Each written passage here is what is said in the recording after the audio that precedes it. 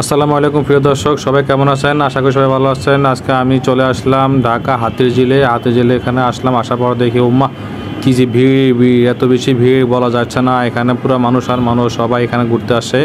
যদিও এর আশেপাশে কোথাও তেমন ঘোরার কোনো জায়গা নেই, তো সবাই এই জন্য হাতিরঝিলে এখানে চলে আসে পুলিশ প্লাজার সামনে। এখানে আমি আসার পর দেখলাম এখানে মানুষ আর মানুষ যে যার মতো ইচ্ছে তেমন ঘুরতেছে, ফিরতেছে, খাইতেছে, এবং দেখলাম সন্ধ্যার সময় অনেক মানুষ ভিড় করতেছে।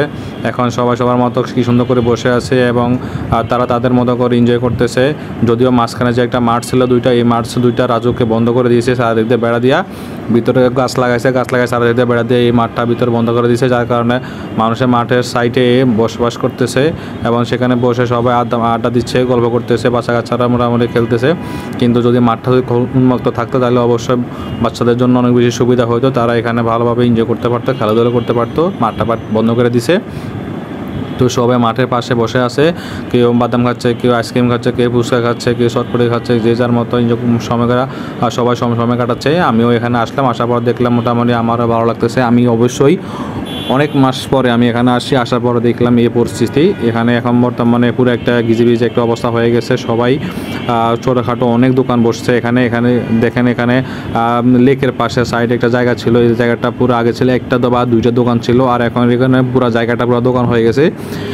এত দোকান হয়েছে, মনে হচ্ছে মানুষ হচ্ছে এখন দোকান, এখন ফুটপাত সবচেয়ে বেশি হয়ে গেছে এখানে মানুষ হচ্ছে ফুটপাত বেশি হয়ে গেছে, যার কারণে পুরো একটা গ্যাদারিং লাগতেছে। আমি যাওয়ার পর দেখলাম যে পরিস্থিতি একটু অন্যরকম লাগতেছে। আসলে তেমন বেশি হাঁটা যায় না, চলা যায় না, ফেরা যায় না।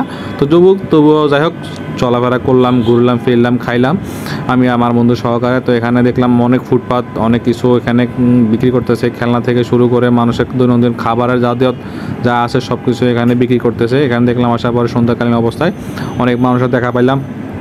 তারপর এখানে আগে ছিল একটা ডাবের দোকান, বাট এখানে এখন অনেকগুলো ডাবের দোকানও হয়ে গেছে। পুরো একটা জমজমাটের একটা পরিস্থিতি অবস্থায় দেখা যাচ্ছে এখানে, যে যার মতো অনেক কিছু এখানে ফুড কোর্ট এখানে অ্যাড হয়েছে। ফুড কোর্ট অ্যাড হয়ে এখন পুরো জায়গাটা গ্যাদারিং করে ফেলছে। তবু যে যার মতো করে চলাফেরা করতেছে, খাইতেছে, ফিরতেছে।